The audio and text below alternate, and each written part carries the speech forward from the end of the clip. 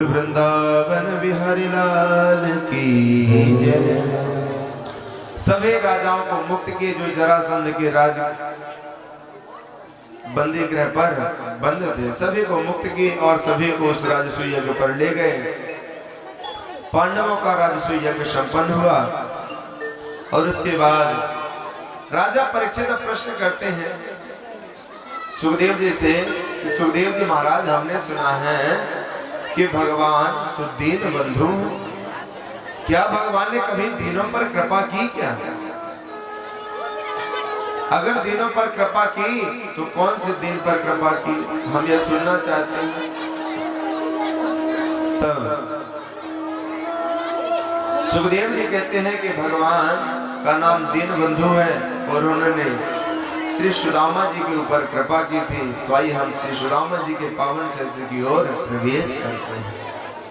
Krishna sachet सखा कश्चित् ब्राह्मणो ब्रह्मवेत्तमा विरक्तेन्द्रियार्थेषु प्रशांतात्मा जितेन्द्रियः। कृष्णस्यासीत् सखा कश्चित्। कृष्ण जी के एक सखा थे जिनका नाम था श्री सुदामा जी महाराज। कृष्णस्यासीत् सखा कश्चित् ब्राह्मणो ब्रह्मवित्तमा। ब्राह्मणों में ब्रह्मवित्तम ब्राह्मण थे। विरक्त इंद्रियार्थेषु, उनके अंदर किसी भी प्रकार की कामना नहीं रहती थी, हर कामना से वो विरक्त रहते थे और भगवान का भजन करते थे।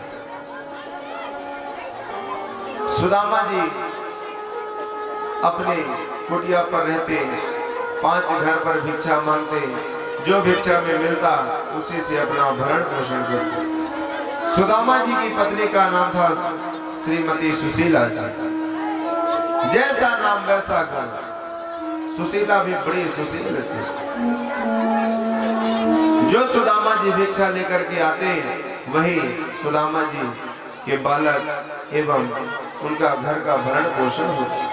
कभी कभी भिक्षा में कुछ प्राप्त नहीं होता तो सुशीला जी अपने बच्चों को गर्म जल पिला करके संतुष्ट करती कि आज गर्म जल पी लो, कल हम पुनः भोजन करें।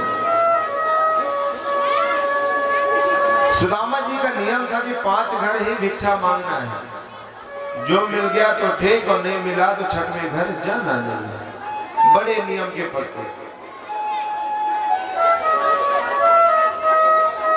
और सदैव भगवान की भक्ति करते और 5 घर में जो मिलता उसी से अपने जीवन का निर्वाह। एक बार सुदामा जी के परम मित्र चक्रधर पालकी पर बैठ करके आए और सुदामा जी की यहाँ पालकी रोकी और कहते, अरे मित्र, तुम्हारी ये दशा मुझे देखी नहीं जाती है। मुझे देखो, मैं भी तो ब्राह्मण हूँ, मैं राजा के यहाँ जाता हूँ और राजा की बड़ाई, झूठी बड़ाई करता हूँ और राजा मुझे मोहर देता, सोने के सिक्के देता है और देखो मुझे ठाड़ से रहता हूँ।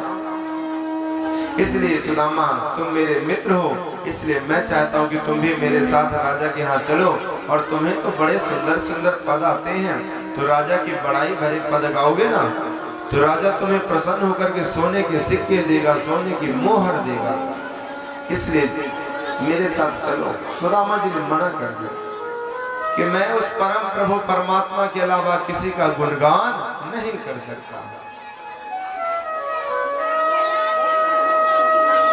पुनः चक्रधर आया तो सुशीला जी से निवेदन करता है कि आप ही कहो ना, अपने स्वामी सुदामा से आप ही कहो कि एक बार हमारे साथ राजा के यहाँ जाएं। सुशीला जी ने कहा कि आपके मित्र जब इतना कह ही रहे हैं तो आप चले जाइए ना। सुदामा जी मित्र के साथ राजा के यहाँ गए और राजा के यहाँ जाने के बाद चक्रधर ने झूठी बड़ाई की और झूठी बड़ाई करने के बाद चक्रधर को राजा प्रसन्न हुआ और चक्रधर को खूब सोने के हीरे दिए, मोहरे दिए। अब चक्रधर ने कहा कि अरे भैया सुदामा, तुम भी राजा की बड़ाई करो तो तुम्हें भी राजा इनाम देंगे, मोहर देंगे। सुदामा ने कहा देखो मैं बड़ाई नहीं कर सकता हूँ, मैं राजा की बड़ाई नहीं कर सकता, मैं तो भगवान की ही बड़ाई कर सकता हूँ। बोले नहीं, एक बार राजा की बड़ाई तो करो। तब सुदामा जी कहते अरे राजा, तुम कितने अहंकारी हो जो दूसरों से अपनी बड़वारी सुनकर के उन्हें प्रसन्न होकर के मोहर देते हो। इसलिए राजा अपनी झूठी बड़वारी पर मत मरो और जो जगत के अधीश्वर हैं, जगत के प्रभु हैं, उनका भजन करो।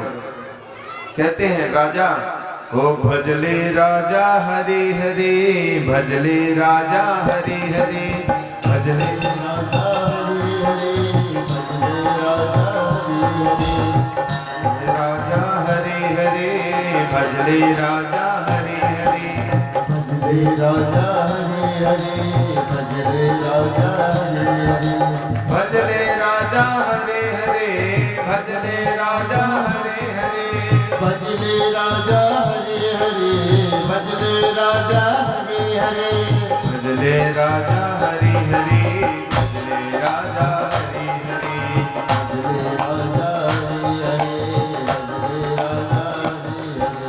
मूरख राजा हरे हरे, भजले राजा हरे हरे, मूरख राजा हरे हरे, भजले राजा हरे हरे। अरे मूरख राजा, तेरा कल्याण अपनी बड़ाई सुनने से नहीं होगा, उन परम पुरुष परमात्मा का कीर्तन कर, उनका संकीर्तन सुन, जिससे तेरा कल्याण होगा। इसलिए राजन, तू अपनी झूठी मान बड़ाई सुनकर के प्रसन्न मत हो और जगत के पिता भगवान श्री हरि का संकीर्तन कर, वही तुम्हारे पाप ताप संताप हरने वाले हैं। हरि किसे कहते हैं? जो मनुष्यों के पापों को हर लेते हैं उन्हें हरि कहते हैं। जैसे राजा सुदामा जी ने कहा, रे राजा, भगवान का भजन करो, तुम झूठी बड़ाई पर क्यों पड़े हो? राजा क्रोधित हो गया और सुदामा जी को मृत्यु दंड का आदेश दे दिया। तब चक्रधर ने कहा कि राजन क्षमा करो, ब्राह्मण देवता है, ये भिक्षा करके जो ले जाता है इसी से इसके घर में बाल गोपाल का भरण पोषण, इसे क्षमा कर दो। चक्रधर ने विनय निवेदन किया। तब राजा ने कहा इस ब्राह्मण को धक्के मार करके निकाल। चक्रधर देख रहा है और राजा के सैनिक सुदामा जी को धक्के मार करके निकाल। सुदामा जी के चोट लगी और सुदामा जी की जब चोट लगी तब भी वो भगवान का स्मरण कर रहे हैं, प्रभु श्री हरि श्री हरि श्री हरि। और भगवान आज द्वारकाधीश स्वयं जहां जहां सुदामा जी की चोट लगी थी वहां वहां स्वयं आकर के माखन लगा करके, प्रातः काल जैसे माखन लगा सुदामा जी ने देखा तो उनको स्मरण आया कि माखन तो हमारे परम मित्र श्री कृष्ण को पसंद था, ये माखन कहां से आया? और सुशीला ने पहले भी द्वारकाधीश के बारे में सुना था। तब सुशीला ने कहा कि अरे स्वामी जी, हमने सुना है कि आपके मित्र कृष्ण थे जो आज द्वारका के राजा हैं। हमने सुना है कि आपके सखा हैं। सुदामा जी ने कहा हाँ, सखा तो हैं, बचपन के हमारे मित्र हैं। तब सुशीला ने कहा कि आप जिन प्रभु का भजन करते हो, आप अपने मित्र से एक बार मिलने तो जाओ। बोले वो तो बचपन की बातें हैं, अब तो राजा बन गए हैं, क्या पता हमें पहचानते हैं, जानते हैं कि नहीं। बोले नहीं, आप एक बार अपने मित्र अपने सखा से मिलकर के तो आओ, अपने लिए नहीं तो हमारे लिए एक बार आप अपने मित्र से मिल कर के आओ, हमारी यही इच्छा है। सुशीला जी के बड़े सविनय निवेदन को स्वीकार करते हुए सुदामा जी ने कहा, सुशीला अगर आप कह रहे हो तो मैं जरूर अपने सखा द्वारकाधीश से मिलने के लिए जाऊंगा। ऐसा मन में सुदामा जी ने विचार किया और विचार करने के बाद सुदामा जी ने मन में विचार किया। सुदामा जी ने सोचा कि कई स्थान ऐसे होते हैं जहां पर खाली हाथ नहीं जाना चाहिए। एक अपने मित्र के यहाँ कभी खाली हाथ मत जाओ, एक अनेक जगह जहां पर खाली हाथ नहीं जाना चाहिए। तब सुदामा जी ने कहा कि अरे सुशीला, मैं अपने परम मित्र सखा द्वारिकाधीश से मिलने जाऊंगा तो क्या मैं खाली हाथ जाऊंगा? और ले जाने के लिए हमारे पास कुछ नहीं है, तो मैं अपने सखा जब मुझे मिलेगा तो मैं उसे भेंट क्या करूंगा? तब सुशीला जी ने कहा कि स्वामी आप तैयार होइए और कुछ ले जाने की व्यवस्था हम करके देते हैं। सुशीला ब्राह्मणों के घर गई और एक एक मुट्ठी लेकर के चावल लेकर के पोटली पे बांध करके दे दी कि जाइएगा और अपने मित्र को ये छोटी सी भेंट अर्पण कीजिएगा। सुदामा जी द्वारिका जाने के लिए तैयार हुए और चावल की पोटली लेकर के कांख पे दबाए और उन्होंने सोचा कि हम तो चले जाएंगे लेकिन हमारे बच्चों का भरण पोषण कैसे होगा। तभी भगवान की माया से वहां पर एक राजा ने विशाल भंडारे का आयोजन कर दिया कि कुछ महीने तक नित्य प्रतिनित्य यहाँ पर भंडारा चलेगा। और जैसे भंडारा शब्द सुदामा जी ने सुना तो प्रसन्न हो गए कि अब हम द्वारका भी जाएंगे तो हमारे बाल गोपाल इस भंडारे में प्रसाद पा सकेंगे, हमारे जाने के बाद ये भूखे नहीं रहेंगे। आज सुदामा जी भगवान को प्रणाम करते हुए और माला जप करते हुए चावल की पोटली कांख में दबाए हुए श्री हरि का कीर्तन करते हुए जाने लगे। और जाते जाते कई दिन बीत गए। तब उनके मन में विचार आया कि अरे कन्हैया, तुम्हारी नगरी इतनी दूर है और मैं कैसे आऊं? हो कैसे आऊं रे कन्हैया तेरी गोकुल नगरी, बड़ी दूर नगरी, बड़ी दूर नगरी। हो दूर नगरी, बड़ी दूर नगरी। हाँ दूर नगरी, बड़ी दूर नगरी।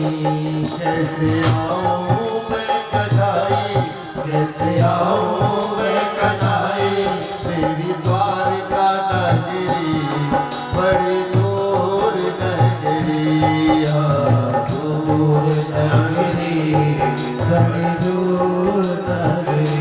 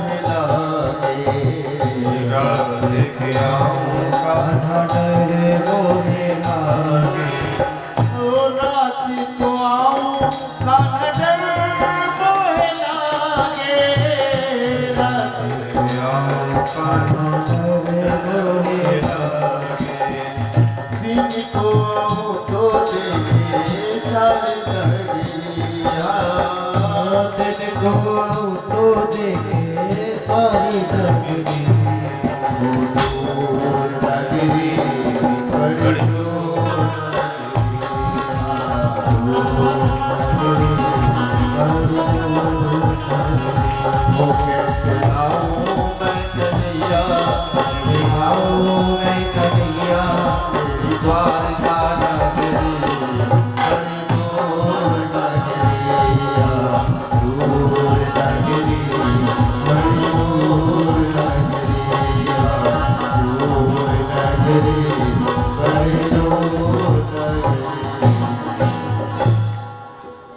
सुदामा जी मन में विचार करते जा रहे हैं और भगवान से प्रार्थना करते जा रहे हैं, कन्हैया अरे माधव आपकी नगरी इतनी दूर है, मैं कैसे आऊं?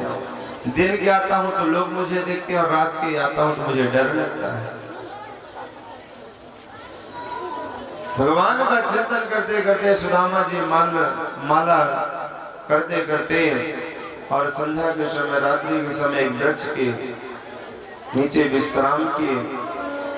प्रातः काल पुनः उठ करके चलने लगे। तभी भगवान ने बैलगाड़ी वाहक का स्वरूप धारण करके वहीं पर आए और कहते हैं, अरे ब्राह्मण देवता कहाँ जा रहे हैं आप? तब सुदामा जी ने कहा, भैया हम तो द्वारिका जा रहे हैं। तब बैलगाड़ी वाहक ने कहा कि अरे द्वारिका के आगे तो हमें भी जाना है, इसलिए आप हमारी बैलगाड़ी पर बैठो, हम तुम्हें द्वारिका छोड़ देंगे। भगवान बैलगाड़ी वाहक बनकर के सुदामा जी को लेकर के जा रहे हैं और सुदामा जी से रास्ते में पूछते जा रहे हैं, अरे दिन से मिलने जा रहे हो, कोई रहता रिश्तेदार है क्या? बोले नहीं, हमारे बचपन का सखा है, हमारा कन्हैया, हम एक साथ गुरुकुल में पढ़ते थे, उसी से मिलने जा रहे हैं। बोले बोले आपको पता नहीं वो हमारा सखा है ना, वो द्वारिका का राजा है। तब तो बैल गाड़ी वाहक कहता है, जब वो राजा है तो क्या आपको पहचानेंगे?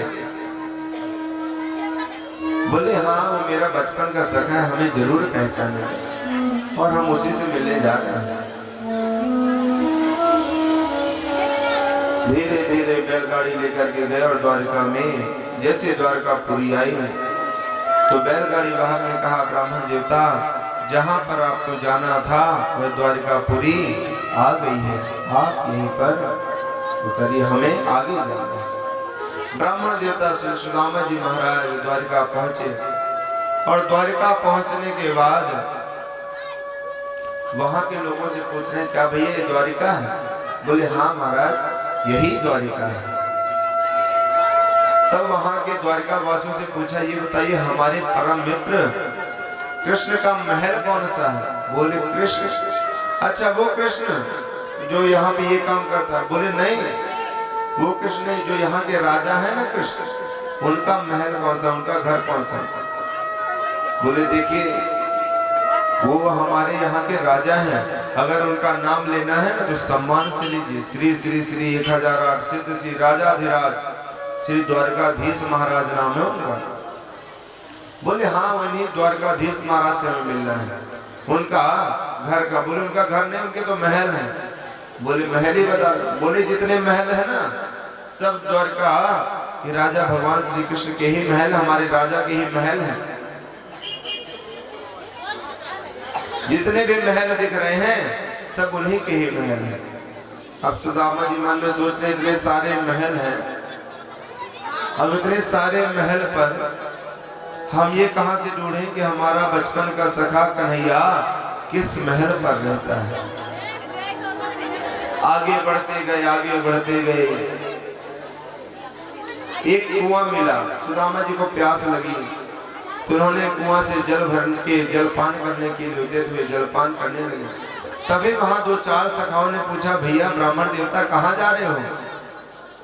बोले हम यहाँ के राजा श्री कृष्ण से मिलने जा रहे हैं। बोले अच्छा। तब सुदामा जी ने कहा, वो हमारे बचपन के सखा हैं। और जैसे बचपन का सखा शब्द द्वारका के उन 4 युवक ने सुना, जहां पर सुदामा जी जलपान कर रहे थे, वो लोग हंसने लगे, हास्य व्यंग करने लगे, हास्य परिहास करने लगे। अरे इनके दशा तो देखो, और कह रहे हैं कि हमारे द्वारकाधीश हमारे राजा के मित्र हैं।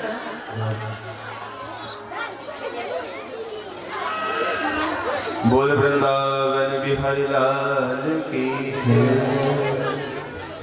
नमस्कार। द्वारकावासी सुदामा जी की दशा को देख करके हास्य परिहास कर रहे, अरे इनकी दशा देखो, और ये कह रहे हैं कि हम द्वारकाधीश के मित्र हैं।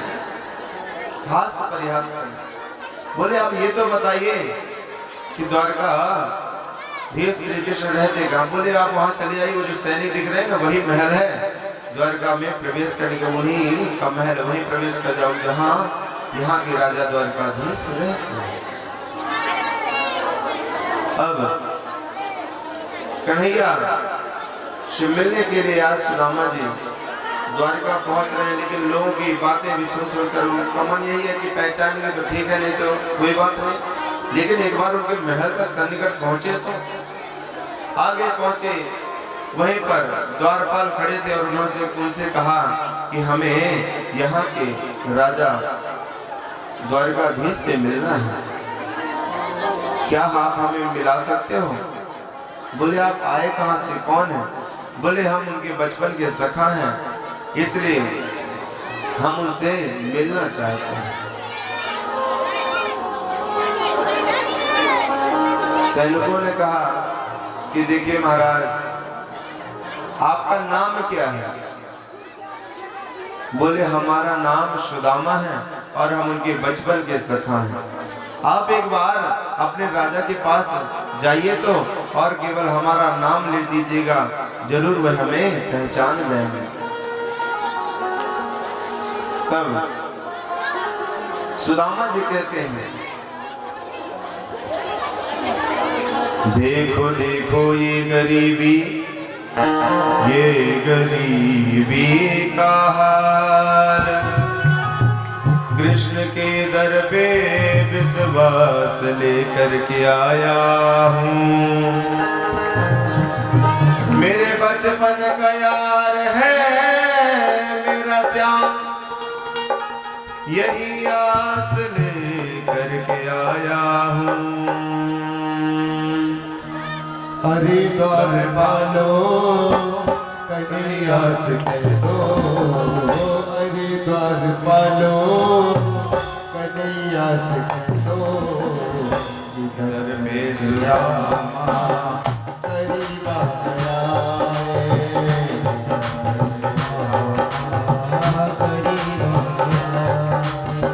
भटकते भटकते अजाने कहाँ से, भटकते भटकते अजाने तुम्हारे महल के करीब आ गया है, तुम्हारे महल के करीब आ गया है।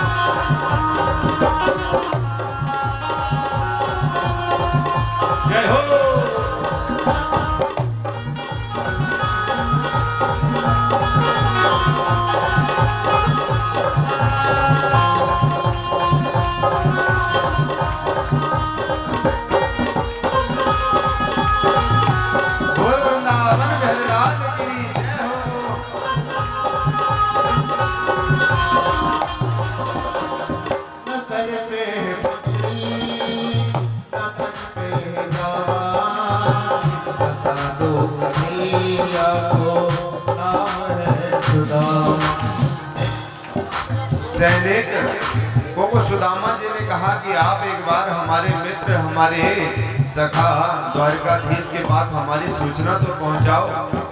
उनसे ये कहना कि आपका सखा सुदामा आया है। सैनिक गए और द्वारकाधीश के सामने जाकर के पहुंचे और कहते हैं महाराज आज एक ब्राह्मण देवता आए हैं। द्वारकाधीश ने कहा ब्राह्मण देवता आए हैं तो लेके आओ।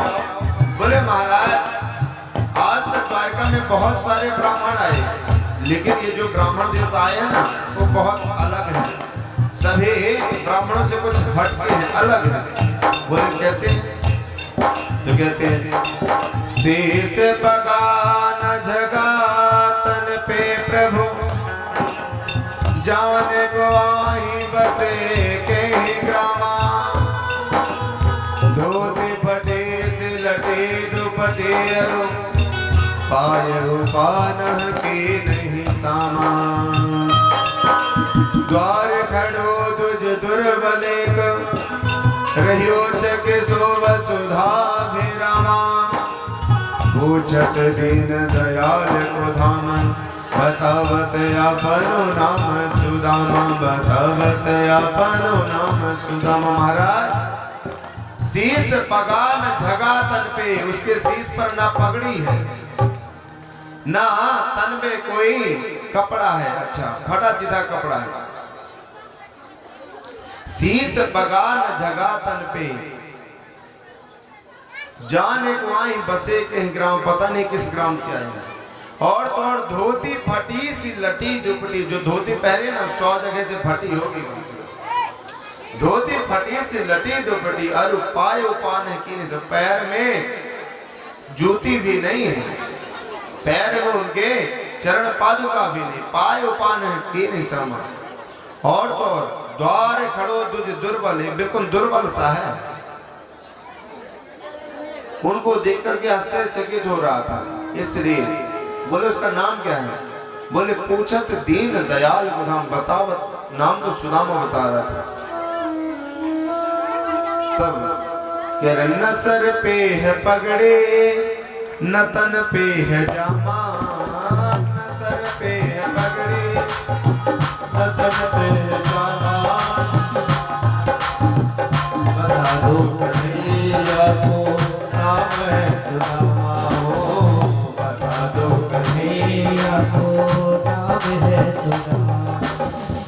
न सर पे है पगड़ी न तन पे है जामा, बता दो कन्हैया को नाम है सुदामा हो। न सर पे है पगड़ी न तन पे है जामा, बता दो कन्हैया को नाम है सुदामा, बता दो कन्हैया को नाम है सुदामा। तुम एक बार मोहन से जाकर के कह दो, तुम एक बार मोहन से जाकर के कह दो, किधर पे सुदामा करीबा गया है, किधर पे सुदामा करीबा गया है।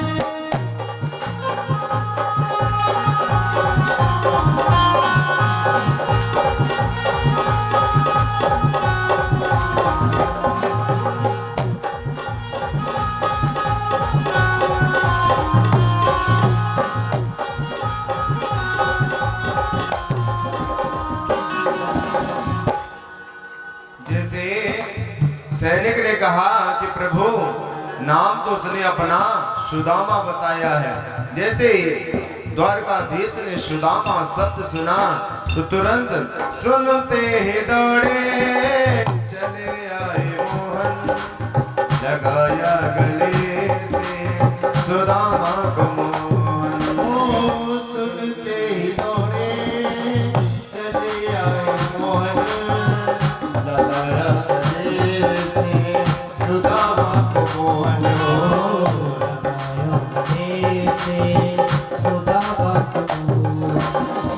ओ सुनते ही दौड़े चले आए मोहन, लगाया गले से सुदामा को मोहन हो। सुनते ही दौड़े चले आए मोहन, लगाया गले से सुदामा को मोहन, लगाया गले से सुदामा को मोहन। हुआ रुक्मणी को सुनते ही दौड़े, जैसे सुदामा शब्द द्वारकाधीश ने सुना तो ना उन्होंने चरण की पादुका पहरे ना कुछ, तुरंत दौड़ पड़े। और तो और उनका जो पटका था, पटका कहते हैं दुपट्टा को, इतने तेज से दौड़ रहे हैं, सुदामा सुदामा मित्र सुदामा मित्र सुदामा करके दौड़ रहे हैं कि पटका भी रास्ते पर गिर गया। सैनिकगण सोच रहे हैं कि आज तक द्वारकाधीश इतने बड़े बड़े प्रतापी महात्मा विमलात्मा आए, लेकिन द्वारकाधीश आज तक इतने आतुर होकर के कभी हमने भागते हुए नहीं देखा। इतनी गतिमान गति से भाग रहे हैं और सुदामा मित्र सुदामा पुकारते जा रहे हैं। अब यहाँ सुदामा को द्वार पर खड़े खड़े बहुत समय बीत गया। तो सुदामा जी ने सोचा शायद हमारे मित्र ने पहचानने से इनकार कर दिया होगा, कौन सुदामा, तो पुनः लौटने लगते हैं। और लौटते लौटते वहीं पर जा पहुंचते हैं, उसी कुआं के पास जहां पर द्वारका के 4 युवक हंसी उड़ा रहे थे कि तुम्हारे जैसा ब्राह्मण हमारे द्वारकाधीश का मित्र नहीं हो सकता। वहीं पर सुदामा जी लौटते लौटते जा पहुंच रहे हैं और द्वारकाधीश मित्र सुदामा करते करते जैसे द्वार पर पहुंचे तो द्वारपालों से कहा, वो ब्राह्मण देवता कहाँ है, हमारा मित्र कहाँ है? उन्होंने कहा, महाराज यहीं आगे गया है। और जैसे ही मित्र सुदामा करते करते सुदामा जी को जैसे ही द्वारकाधीश ने देखा तो तुरंत गले से लगा लिया। पूरी द्वारकापुरी वहां पर स्थित थे, पूरी वहीं द्वारकापुरी खड़े हुए थे, द्वारकापुर के वासी खड़े हुए थे। और वहीं पर 4 युवक जो पहले हंस रहे थे कि इनके जैसा ब्राह्मण हमारे प्रभु का मित्र नहीं हो सकता, उनके सामने भगवान ने आज सुदामा जी को अपने गले से लगाया। भगवान दिखाना चाहते थे, भगवान वहां पर दिखाना चाहते थे द्वारका वासियों के बीच में कि देखो, मित्रता ऐसी करो कि देखने वाले देखते रह जाएं। मित्रता ऐसी करो कि देखने वाले देखते रह जाएं और पुनः वो आके हमसे कहें, क्या हम भी आपके मित्र बन जाएं? वो स्वयं हमसे आके कहें कि क्या हम भी आपके मित्र बन जाएं। मित्रता हो तो कृष्ण और सुदामा जैसे। द्वारकाधीश आज संपूर्ण द्वारकावासी के सामने सुदामा जी को गले लगाए और गले लगा करके कहते हैं, अरे मित्र सुदामा, आप हमें हमसे बिना मिले लौट के जा रहे थे। सुदामा जी ने कहा कि मित्र, मैंने सोचा बोले आपको मैं भूल सकता हूँ? आपको हमने वचन दिया था कि हम मित्रता निभाएंगे, और आप क्या सोचते हो आपका मित्र भूल सकता है? सुदामा जी को आज कन्हैया अपने साथ कह रहे हैं कि चलो महल में चलो, अपने पुर की ओर ले गए जहां द्वारकाधीश अपनी राजगद्दी पर रहते थे। और अपनी राजगद्दी पर जैसे सुदामा जी को बैठाए, वहां की जो भगवान की जो रानियां थी उनको अचंभित होने लगा, अचंभा करने लगे कि ब्राह्मण कौन है जिनको जगत का अधीश्वर, जगत के पति, जिनको अपने निज आसन पर बैठा रहे हैं और वो स्वयं चरणों पर बैठ रहे हैं। द्वारकाधीश सुदामा जी को तो अपने आसन पर, सिंहासन पर बैठा दिए और सुदामा जी के चरणों पर स्वयं बैठे गए। रुक्मणी जी को अचंभा होने लगा। हुआ रुक्मणी को बड़ा ही अचंभा, हुआ रुक्मणी को बड़ा ही अचंभा, ये मेहमान के साथ अजीबा गया है, ये मेहमान के साथ अजीबा गया है।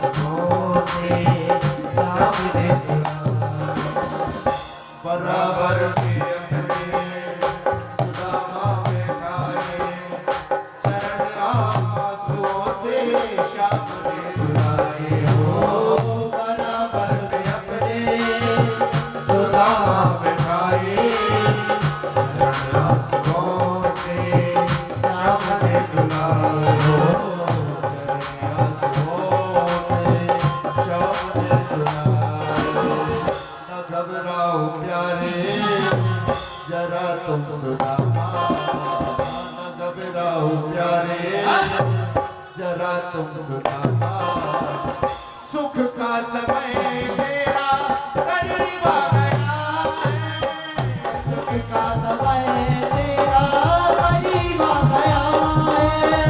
अरे द्वारपाल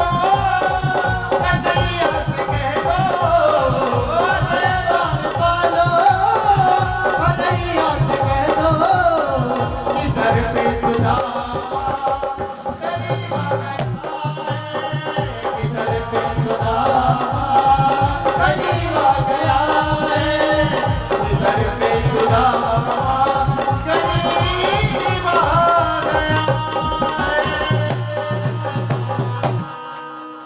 रुक्मणी जी ने जैसे देखा कि आज जगत के आधीश्वर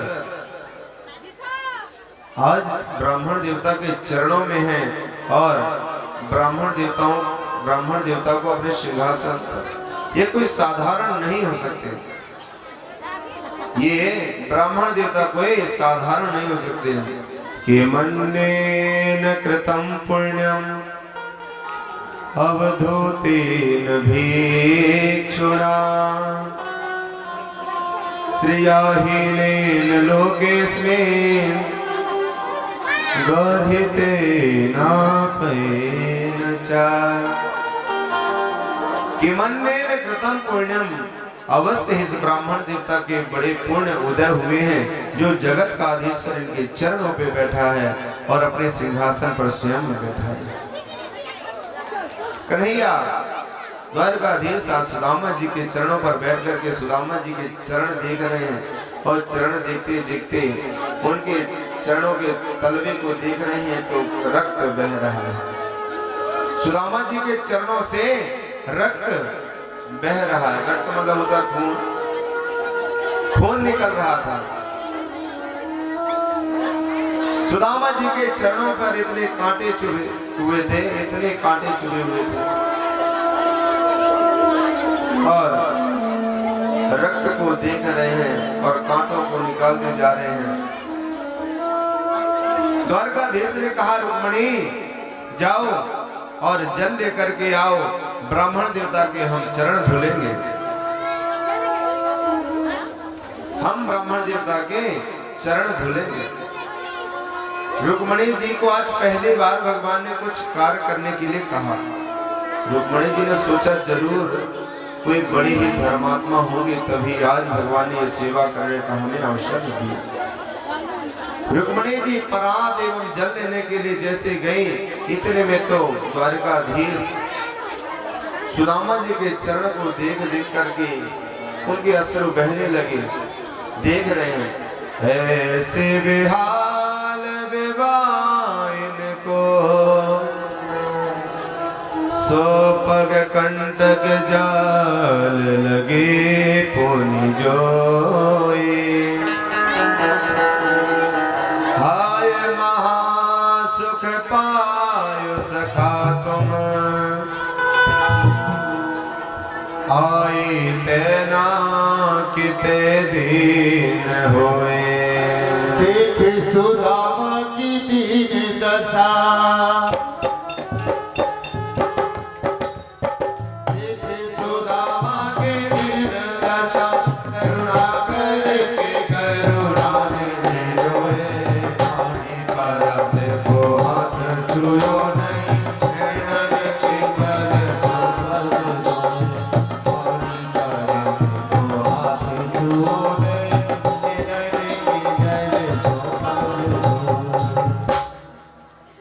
कन्हैया देख रहे हैं कि कितने कांटे चुभे हुए हैं, रक्त बह रहा है और यह दशा सुदामा की देख करके इतने में तो द्वारकाधीश के नेत्रों से अश्रु झल पड़े और देख सुदामा की दीन दशा करुणा करके करुणा निधि रोए।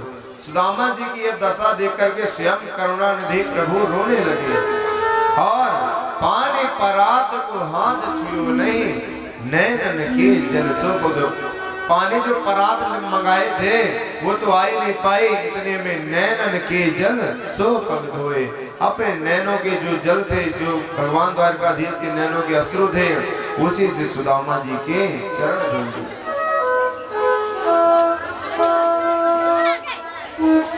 सुदामा जी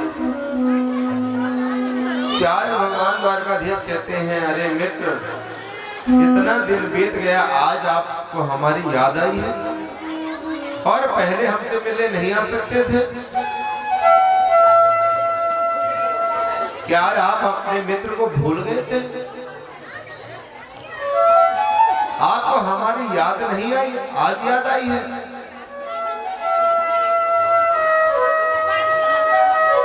सुदामा जी ने कहा रे भैया कन्हैया, काम पर इतने रहते हैं कि समय ही नहीं मिल पाता, इसलिए नहीं आ पाए।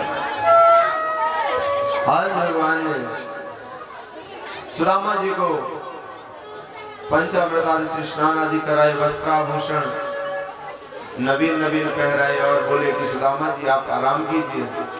और वहीं पर कृष्ण जी जा पहुंचे और कहते हैं, अरे भैया सुदामा, अरे मित्र सुदामा, ये तो बताओ आप बचपन की यादें आपको याद है कि नहीं? सुदामा जी ने कहा, अरे हमको बचपन की यादें सब याद है, बताओ।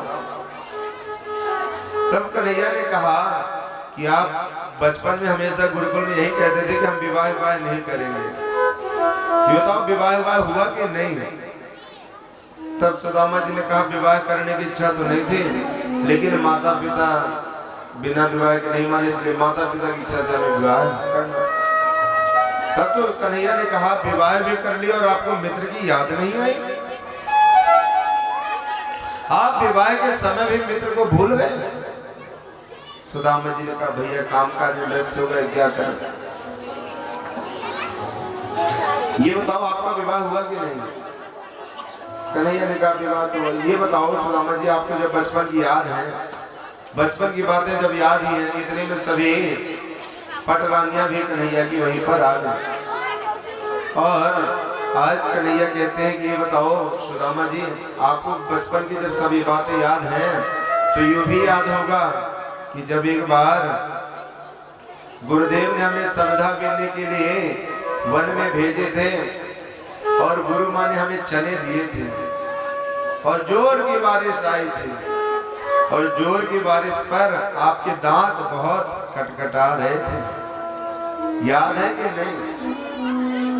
सुदामा जी ने कहा, रे बचपन की याद है लाला, अब काहे को ये बात याद दिला रहे हो? ये तो बचपन की याद है। तब द्वारकाधीश कहते, याद है कि नहीं? बोले हाँ सब याद है, सब याद है। द्वारकाधीश से सुदामा जी कहते हैं, बताओ भैया आपने विवाह किया कि नहीं? बोले हाँ विवाह तो किए। बोले तुमने विवाह किया तो हमें नहीं बुलाया? सुदामा जी कह रहे हैं कि द्वारकाधीश आपने विवाह किया और हमें नहीं बुलाया। बोले क्या करें, हमारे विवाह ऐसे हुए कि बुला ही नहीं पाए। लेकिन आप ये बात तो छोड़ो, ये बात तो बाद में करेंगे। अभी तो ये बताओ, जब आपकी शादी हो गई है तो हमारी भाभी जी ने हमारे लिए भेजा क्या है? हमारी भाभी ने हमारे लिए क्या भेजा है? बोले कुछ नहीं, भाभी ने कुछ नहीं भेजा। बोले भाभी ने कुछ नहीं भेजा। सुदामा जी पुनः बात कर देते, अरे ये बताओ कन्हैया, और शादी वादी हुई सब बढ़िया तो है? बोले हाँ सब बढ़िया है, लेकिन मित्र तुम बहुत दिन बाद आए, आप इतने दिन बाद क्यों आए? आप पहले आ जाते। बता मेरे यार सुदामा रे, भाई घने दिनों में आया। पता मेरे यार सुदामा रे हो,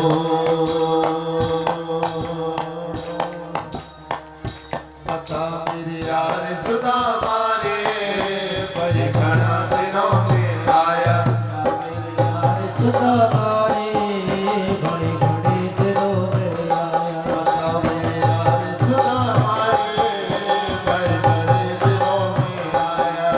मेरे यार सुदामा रे, भाई घने दिनों में आया। बालक घर जब आया करता, रोज खेलने जाया करता। बालक घर जब आया करता, रोज खेल के जाया करता। बालक घर जब आया करता, रोज खेलने जाया करता। बालक घर जब आया करता, रोज खेल के जाया करता। पूज्य तकरार सुदामा रे हो, पूज्य तकरार सुदामा रे, भाई घने दिनों में आया। बता मेरे यार सुदामा रे, घने दिनों में आया।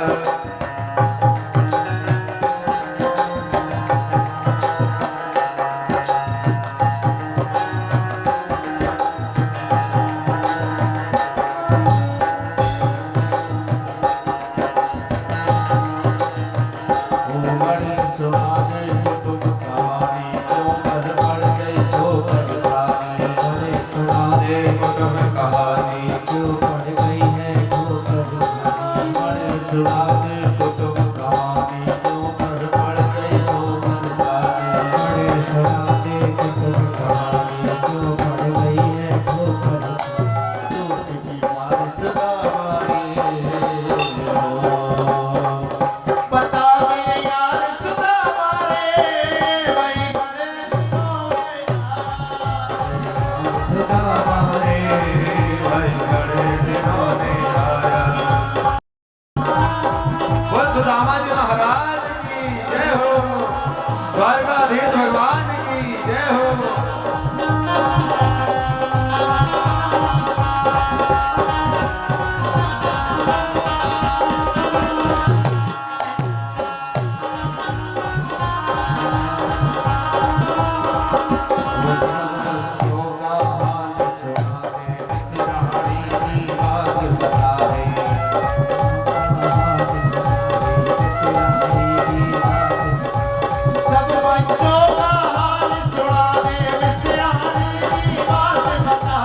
अब बच्चों का हाल सुना दे बिचरानी बात बता दे क्यों गया हाल सुना रे हो क्यों गया हाल सुना रे भाई मेरे यार खुदा मारे भाई बड़े दिनों में आया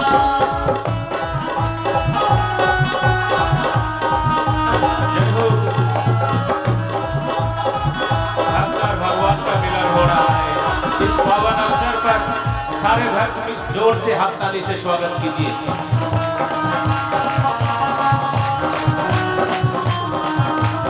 सारे भक्त झूम झूम कर इस पावन महोत्सव आया ठीक वक्त पे आजा बैठ जा मेरे तख्त पे ठीक आया ठीक वक्त पे आया ठीक वक्त पे आजा बैठ जा मेरे तख्त पे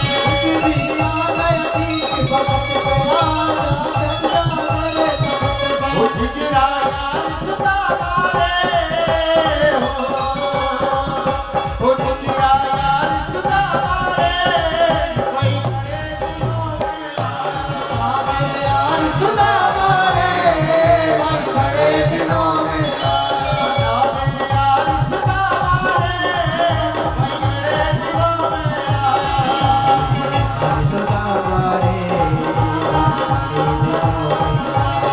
ओ भाई बड़े दिनों में आया भाई बड़े दिनों में आया ओ भाई बड़े दिनों में आया ओ भाई बड़े दिनों में बोल द्वारकाधीश भगवान की जय। द्वारकाधीश भगवान श्री कृष्ण पुनः सुदामा से कहते, अरे भैया, अरे सखा सुदामा, तुम्हें बहुत दिन बाद आए और आज भी आप बहुत दिन बाद आए, पहले आते तो और अच्छा रहता। ये बताओ भाभी ने हमारे लिए क्या भेजा है? फिर से द्वारकाधीश घुमा फिरा करके वहीं पर बात ले गए कि ये बताओ भाभी ने हमारे लिए क्या भेजा है। अब सुदामा जी काखरी पे कोटली तो दबाए हैं, लेकिन इतने बड़े राजा धीराज के सामने 4 जगह के मांगे हुए चावल को कैसे भेंट में दूं, ये सोच करके वो लुका रहे हैं कोटली कि मेरा मित्र क्या समझेगा।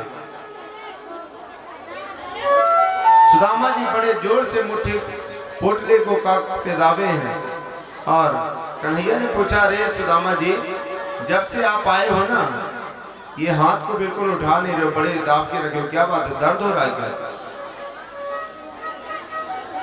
सुदामा जी ने कहा, हाँ, रास्ते में आते आते बहुत दर्द होने लगा, इसलिए ये हाथ ऐसे ही है।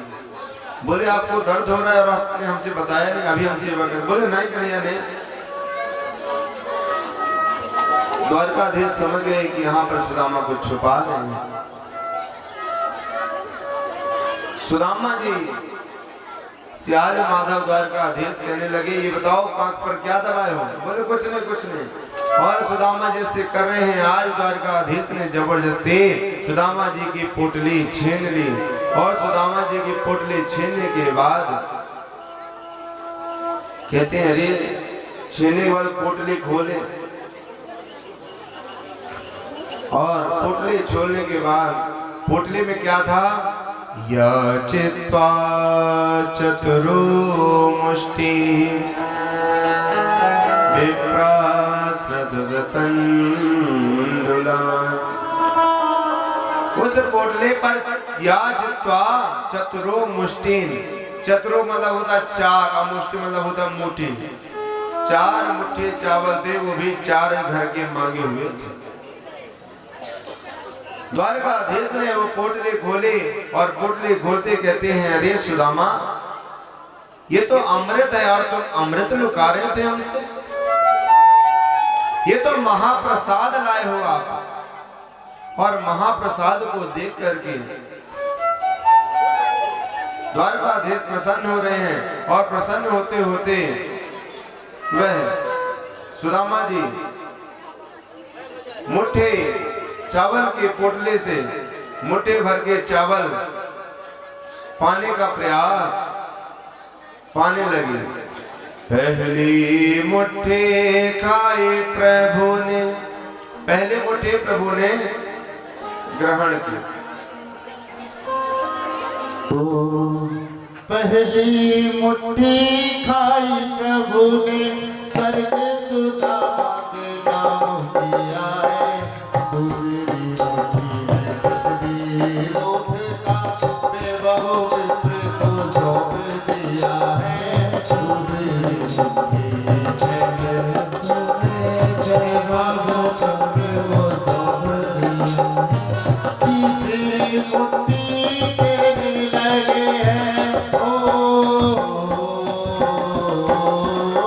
तीसरी मुट्ठी देने लगे हैं, जो तुरंत भी ने रोक दिया है।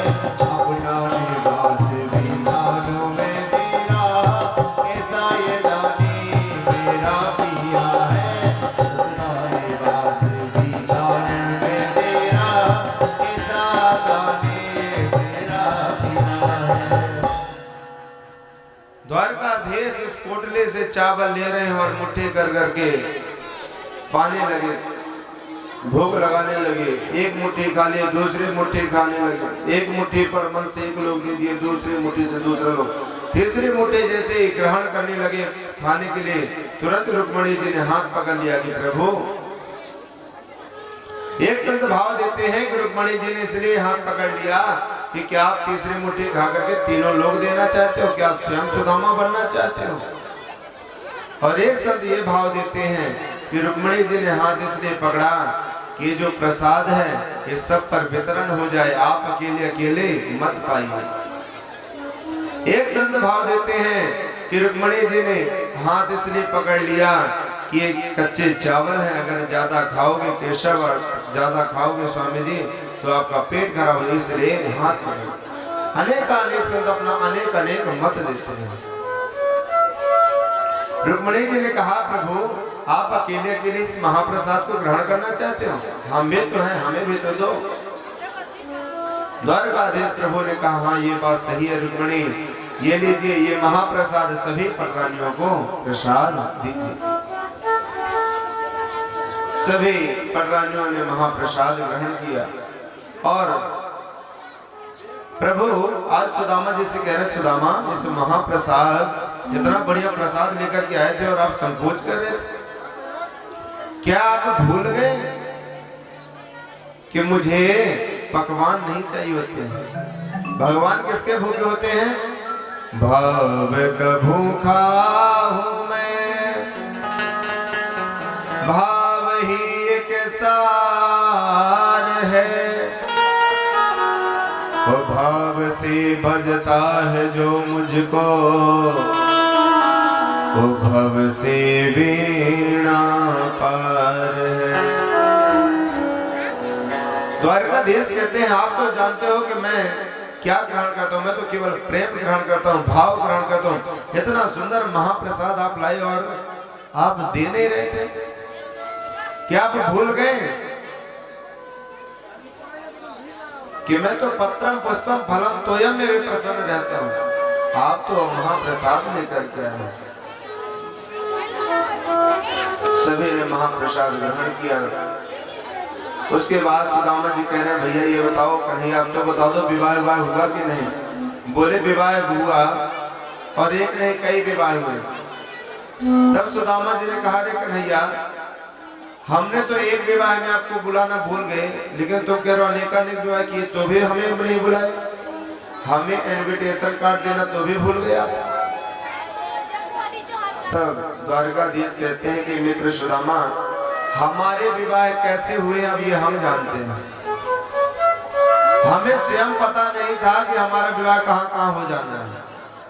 जब गए हैं खाली और आए हैं विवाह होकर कर, इसलिए हम किसी को बुला नहीं सकते।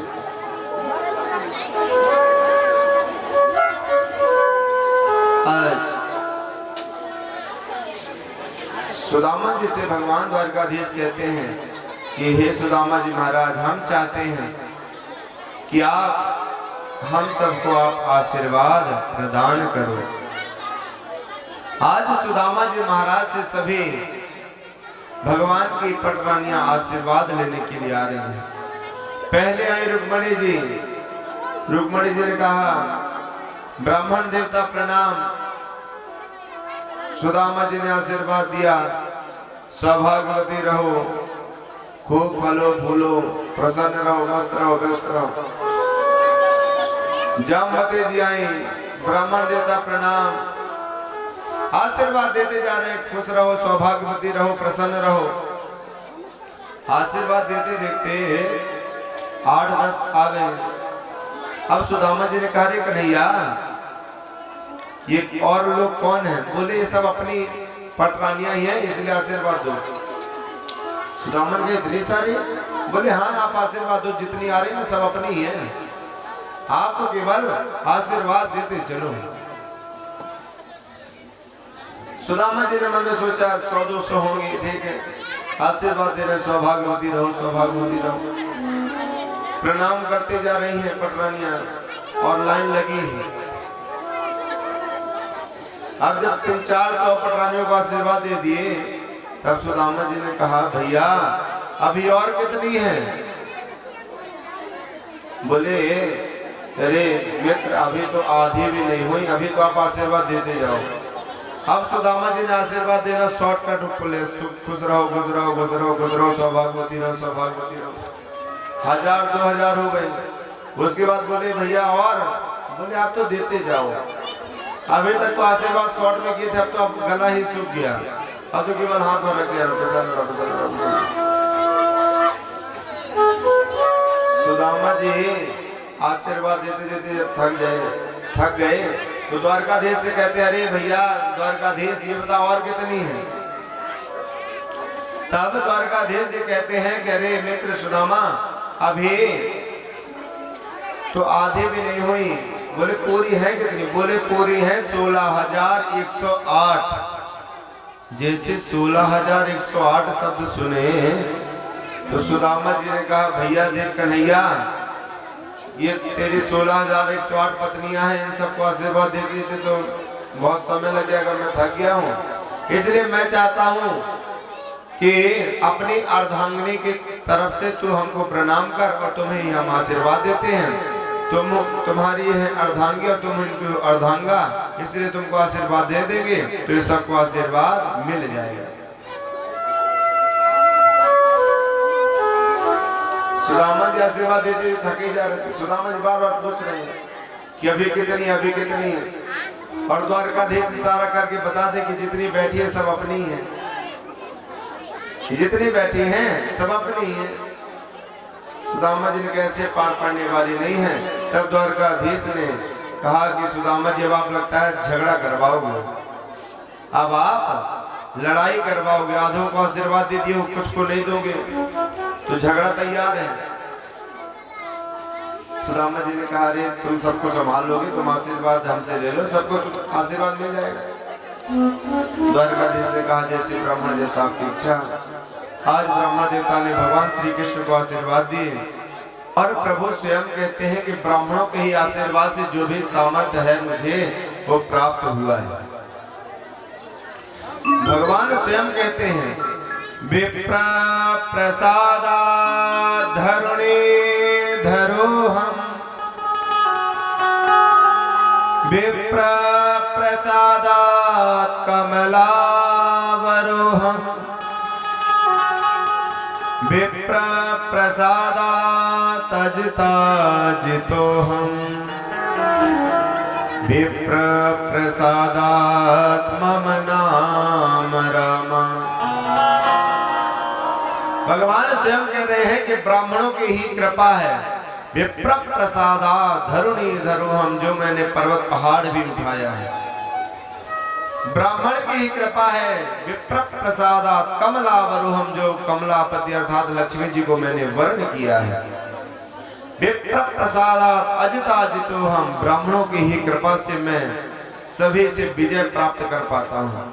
और ब्राह्मणों की ही कृपा से विप्र प्रसादात् मम नाम रामा, मेरा नाम स्वयं राम और कृष्ण है।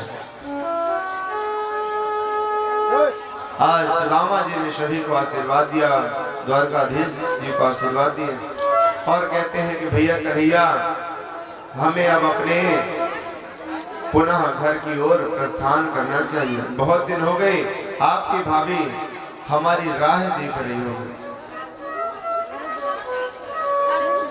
इसलिए अब हमें जाना चाहिए। द्वारकाधीश ने कहा एक दिन और रुक लो, पुनः एक दिन और रुक लिए। दूसरे दिन फिर बोले भैया आपको हमें जाना है। द्वारकाधीश ने कहा ठीक है, आपकी इच्छा है तो कोई बात नहीं, जाइए, लेकिन अब आते रहिएगा, अब आप यहाँ पर आते रहिएगा। सुदामा जी ने कहा ठीक है। सुदामा जी जाने के लिए तैयार हुए।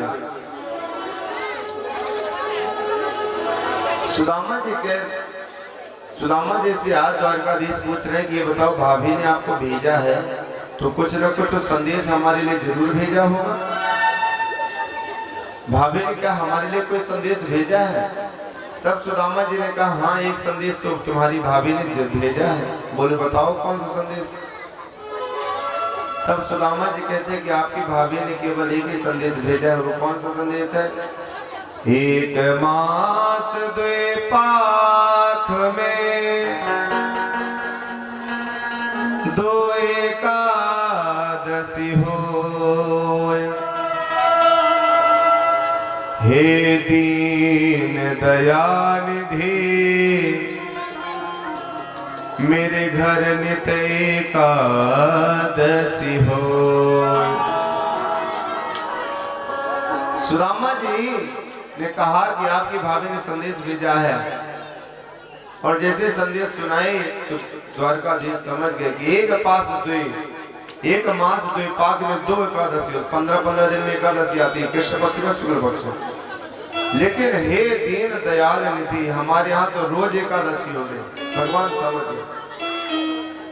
प्रभु ने देव शिल्पी विश्वकर्मा को आदेश दिया कि जाओ और सुदामा का महल घर हमारे महल जैसा बना दो।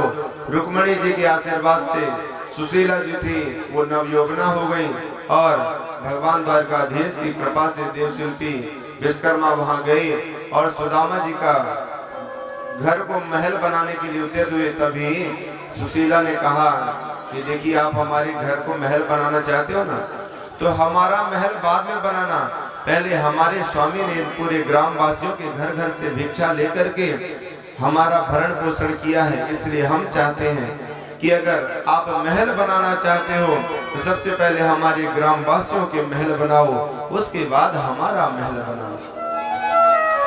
देव शिल्पी विश्वकर्मा ने कहा जैसी आपकी इच्छा। विश्वकर्मा जी ने पूरे जहां पर सुदामा जी का घर था, उनके पूरे ग्राम के जितने महल थे, घर थे, सभी को महल में परिवर्तित कर दिए। और सुदामा जी की जो कुटिया थी, घर था, वो महल ऐसा बनाए जैसे द्वारकाधीश का महल है। और रुक्मणी जी के आशीर्वाद से सुशीला जी नवयोगना हो गई। और आज द्वारकाधीश कह रहे हैं कि सुदामा जी, अगर भाभी ने हमारे लिए संदेश भेजा है तो आप हमारी तरफ से भी संदेश भाभी को जरूर कहिएगा। द्वारकाधीश संदेश में कह रहे हैं कि भाभी होने थे सो है गई, अब ना ऐसी हो ओ भाभी तेरे द्वार में नित्य द्वादशी हो।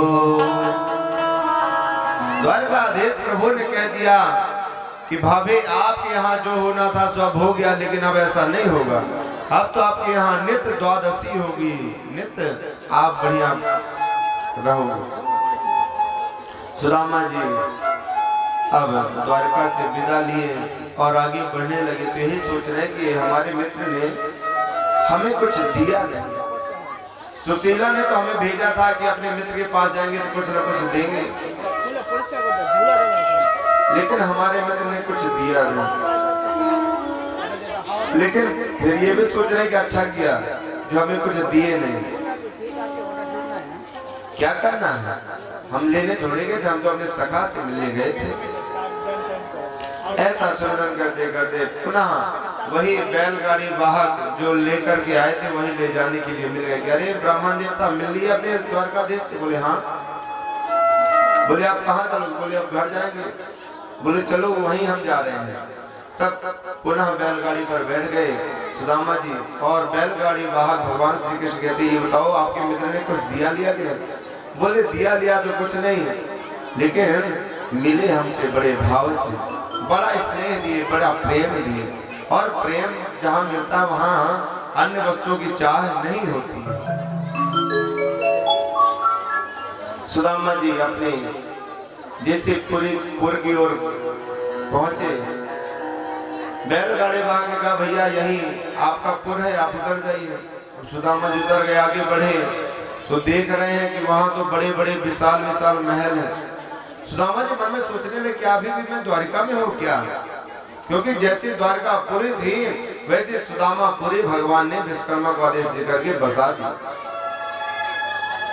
सुदामा जी पूरे द्वारका के सुदामापुरी के महल देख रहे हैं और देखते देखते ये सोच रहे हैं कि यहाँ तो मेरी टूटी झोपड़ियाँ थी, लेकिन यहाँ इतने महल हैं।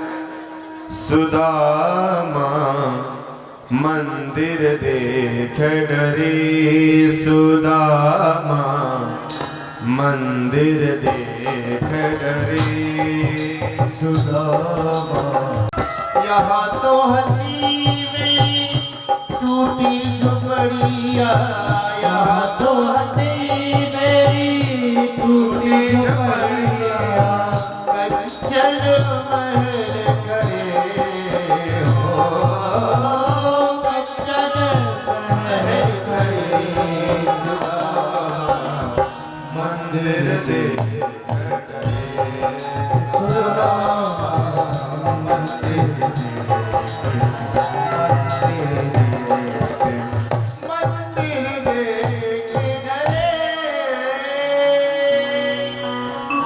सुदामा जी उन महलों को मंदिरों को देख करके यही सोच रहे हैं कि क्या मैं दूसरे ग्राम में तो नहीं आ गया। सुदामा मंदिर देख डरे और मन में ऐसा भाव कि यहाँ तो मेरी झोपड़ी थी, यहाँ तो मेरा घर था, यहाँ तो थे मेरी टूटी झोपड़ियाँ। और सुदामा जी वहां मंदिर को ही देख रहे थे, तभी सुशीला को पता चला कि हमारे स्वामी आ रहे हैं और आ गए हैं। तो सुशीला ने बढ़िया थाल सजाई, चांदी के थाल में आरती सजाई और अपने स्वामी की आरती करने के लिए बाहर सखियों के साथ निकली। और जैसे सखियों के साथ निकलने लगी तो सुदामा जी ने देखा कि कोई राजकुमारी आ रही है। तो राजकुमारी को रास्ता देने के लिए किनारे हुए, तभी सुशीला ने कहा कि अरे स्वामी आप साइड क्यों हो रहे हैं? जिसे स्वामी शब्द सुना सुदामा जी ने बोले आप कौन है देवी? बोले भूल गए, अपने मित्र से आप मिलते भूल गए, हम आपकी पत्नी सुशीला हैं। बोले ये? बोले सब द्वारकाधीश की कृपा है, जो मुझे स्वरूप प्राप्त हुआ, ये रुक्मणी जी ने मुझे स्वरूप प्रदान किया। और ये सब देख रहे, सब द्वारकाधीश की कृपा है, आपके मित्र की कृपा है। आज सुदामा जी की बड़ी सुंदर आरती उतारी सुशीला जी ने और सुदामा जी का मनोरथ भगवान ने पूर्ण। सुदामा गरीब जरूर थे लेकिन दलिद्र नहीं थे। लोग कहते हैं कि नहीं सुदामा दलिद्र थे, ये थे सुदामा जी ने चना खाए थे इसलिए दलिद्र हुए। दरिद्र बंधु किसे कहते हैं? जो असंतुष्ट है, जिसको संतोष नहीं है। जब आवे संतोष धन, सब धन धूल समान। जब हमारे मन में संतोष का धन आ जाता है ना कि हम इतने में प्रसन्न हैं, तो उससे बड़ा कोई धन नहीं है। और जो असंतोषी होता है, जिसे लगता है ये भी हो जाए, ये भी हो जाए, ये हो जाए, उससे बड़ा कोई दरिद्र नहीं है। सुदामा जी को लोग कहते हैं कि नहीं, इन्होंने अपने मित्र के चने खा लिए थे इसलिए ऐसे बने। उन चनों का रहस्य क्या है पता है आपको? सुदामा जी ने जो चने खाए थे ना, वो चने श्रापित थे। जहां सुदामा जी एवं द्वारकाधीश उज्जैन में शिक्षा ग्रहण कर रहे थे, वहीं बगल में एक ब्राह्मणी का घर था। वो कई दिन से भूखी थी और वो भिक्षा मांगने के लिए गई थी। उस दिन उसे चने मिले थे। उसने सोचा इस चने को मैं नहाने के बाद, स्नान आदि पूजा करने के बाद ग्रहण करूंगी। लेकिन इतने में वहां से एक कुत्ता आया, उन चनों को उठा करके संदीपनी मुनि के आश्रम पे रख दिए। और तभी सुदामा और कृष्ण लकड़ी सविधा बीनने के लिए जा रहे थे। तभी गुरु माता ने सोचा कि ये चने रखे हैं और सुदामा और कृष्ण लकड़ी बीनने जा रहे हैं, अगर इन्हें भूख लगी तो खा तो सकेंगे। जब ब्राह्मणी स्नान आदि करके चने ढूंढ रहे थे तो चने नहीं मिले, तो उसने श्राप दे दिया कि जो भी इन चनों को खाएगा वह दरिद्र हो जाएगा, वह भिखारी हो जाएगा। सुदामा जी तो ब्रह्म ज्ञानी थे। सुदामा जी ने श्राप सुन लिया था कि जो चने खाएगा वो भिखारी हो जाएगा। इसलिए सुदामा जी ने अपने पल्लों पर वो चने गुरु माता से बंधवाए और समय आने पर वो स्वयं चने खा गए। सुदामा जी इसलिए वो चने खा गए कि मैं भले गरीब हो जाऊं लेकिन मेरा मित्र गरीब ना हो। मेरे ऊपर भले विपत्ति आ जाए लेकिन मेरे मित्र के ऊपर कभी विपत्ति ना आए। लेकिन लोग किस दृष्टि से कह रहे, सुदामा जी चने खा गए थे इसलिए दरिद्र हो गए, भिखारी हो गए। लेकिन सुदामा जी ब्रह्म ज्ञानी था। सुदामा जी यही सोचते थे मैं भले गरीब हो जाऊं, मैं भले भिखारी हो जाऊं, लेकिन मेरा मित्र भिखारी नहीं होना चाहिए, मेरा मित्र बड़ा रहना चाहिए। लेकिन आज हमारी क्या सोच रहती है कि हम बड़े हो जाएं और हमारे जो और लोग हैं वो हमसे छोटे रहे हमेशा। ये भावना हमारे अंदर नहीं रहनी चाहिए। हमें सबके अच्छे, उत्कृष्ट, उज्जवल भविष्य की ही कामना करनी चाहिए। आप सभी ने सुदामा जी का पावन चरित्र श्रवण किया। इसी प्रसंग के पश्चात एक समय की बात है, भगवान कुरुक्षेत्र गए तो सभी से मिलन हुआ। वहां पर नंद बाबा यशोदा आदि ब्रजवासियों से मुलाकात हुई। इसके बाद नवयोगेश्वरों का चरित्र दत्तात्रेय जी महाराज से, जिन्होंने 24 गुरु बनाए। पृथ्वी वायु आकाश आपो अग्नि चंद्रमा रवि तपोतो अजगरा सिंधु पतंगो मत कृतिया। दत्तात्रेय जी महाराज ने 24 गुरु बनाए और 24 गुरुओं से शिक्षा ली। सभी श्रद्धालु भक्त वृंद भोजन प्रसाद ग्रहण करें और बैठते जाएं। अभी 10 मिनट बाद कथा विश्राम होगी। फिर फूल होली का आयोजन है। फाल्गुन महीना चल रहा है, होली का महीना चल रहा है, तो फूल की और कथा है। बस कथा तो बहुत है, लेकिन कथा अगर पूरी करेंगे तो सुबह हो जाएगी, तो भी कथा विश्राम नहीं होगी। लेकिन कथा को शॉर्ट करेंगे जिससे समय का अभाव है, और फूल होली का आनंद कुछ समय पश्चात ही लेंगे। दत्तात्रेय जी महाराज ने 24 गुरु बनाए, पृथ्वी को गुरु बनाया। पृथ्वी से शिक्षा लेगी। पृथ्वी पर व्यक्ति पाप कर्म भी करता है, बुरे कर्म भी करता है, लेकिन पृथ्वी कभी क्रोधित नहीं होती। उसी प्रकार संत को कभी क्रोध नहीं करना चाहिए। वायु को गुरु बनाया। वायु हमेशा खुशबू से भी गुजरती है, नदी नाले से भी गुजरती है, लेकिन वो ना उससे बदबू का स्पर्श रहता है, ना खुशबू का स्पर्श। वो हमेशा आगे बढ़ती जाती है। वायु राकाश आकाश से को गुरु बनाए। और तो और दत्तात्रेय जी महाराज ने पिंगला नाम की वेश्या को भी गुरु बन गए। एक पिंगला नाम की वेश्या थी, वह नित्य प्रति रात्रि पर पुरुष के आने का इंतजार करती।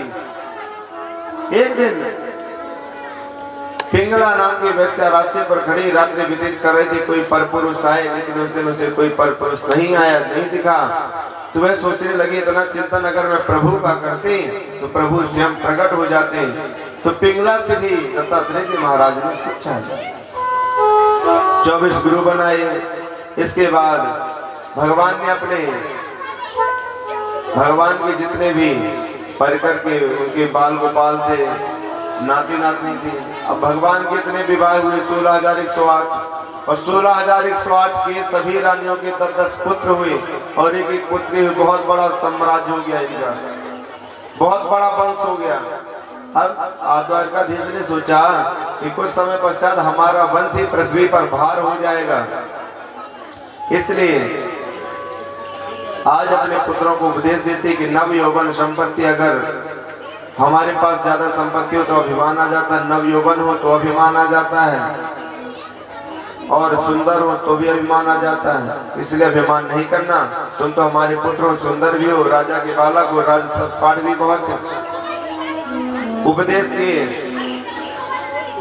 और उपदेश देने के बाद एक नृग नाम के राजा थे जो गिरगिट हुए, उन्होंने एक ब्राह्मण को गाय दूसरी बार दान कर दी थी, इसलिए राजा ब्राह्मण के श्राप से उन्हें गिरगिट बनना पड़ा। और जब अपने पुत्रों को भगवान ने उपदेश दिया तब उनके जो पौत्र आदि थे उन्होंने सोचा एक बार सभी ऋषि महर्षि गण चतुर्मास करने के लिए द्वारिका पधारे। द्वारिका में संत महर्षि गण आए, चतुर्मास का पूजन पाठ कर रहे थे। तभी भगवान के जो पुत्र पौत्र आदि थे उनको लगा ये संत महात्मा केवल यहाँ पर ढोंग करते और खाते पीते बढ़िया ठाट से कुछ जानते वानते हैं कि नहीं। उनकी परीक्षा लेने का विचार आया, तब उन्होंने अपने भाई सांब को उसके पेट पर कपड़ा बांधे और कपड़ा बांधने के बाद ऐसा स्वरूप बना दिए, स्त्री बना करके, और ऐसा स्त्री का स्वरूप बनाए जैसे गर्भवती स्त्री का स्वरूप होता है। और गर्भवती स्त्री का स्वरूप बना करके संत जी के पास गए और कहते हैं ये बताओ महात्मा, हमारी भाभी के गर्भ में क्या है। छोटे छोटे महात्मा ध्यान लगाए लेकिन कुछ नजर ही ना आए, कुछ हो तब तो नजर आए। कपड़ा बंधे, कपड़ा बांध के रखे। वहीं पर दुर्वासा जी बैठे थे, दुर्वासा जी ने ध्यान लगाकर देखा, उन्होंने कहा ये संत का हास्य परिहास कर रहे हैं। उन्होंने कहा बच्चों यहाँ पर आओ, मैं बताता हूँ उसमें क्या है। दुर्वासा जी ने कहा कि आपके भाभी के गर्भ में ना पुत्र है ना पुत्री है, इसके गर्भ में एक मूसल होगा और उसी मूसल से आपके पूरे वंश का संहार होगा। श्राप दे दिए और मूसल उत्पन्न हुआ और मूसल को पीस करके बहाने लगे। नाम की घास उत्पन्न हुई और उसी घास से पूरे संपूर्ण भगवान के जो वंश में थे उनका गोविंदा नमो नमः। वो जो घास जो मूसल था उसकी जो एक नोक बची थी वो एक मछली ने निगल लिए थे। उस एक बहेलिया ने उस मछली को मार करके वो जो नोक थी उसको अपने कुटीर पर लगाई और भगवान वन में बैठे हुए थे। भगवान के पैर ऐसे लग रहे थे जैसे कोई मृग बैठा हो। तब उस बहेलिया ने बाण चलाया मृग के बहाने, मृग सोच करके, और भगवान के चरणों पर वो बाण लगा और भगवान का भी भगवान वहां से अंतर्ध्यान अपने परम धाम चले गए। बोल द्वारकाधीश भगवान की जय। सुखदेव जी ने राजा परीक्षित से कहा कि राजा परीक्षित, अब हमने आपको पूरी कथा श्रवण करा दी है, अब हम अपने धाम चलते हैं। तब परीक्षित ने कहा कि सुखदेव जी अब लगता है हमारे भी अब मरने का समय आ गया है। जैसे मरना शब्द परीक्षित ने बोला तो सुखदेव जी ने तुरंत डांट दिया मां भैर्यतावमुत्तिष्ठ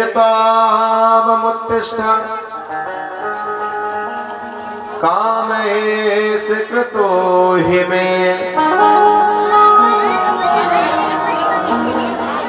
अरे राजा परीक्षित, भागवत कथा सुनने के बाद भी तुम्हें मरने का भय है?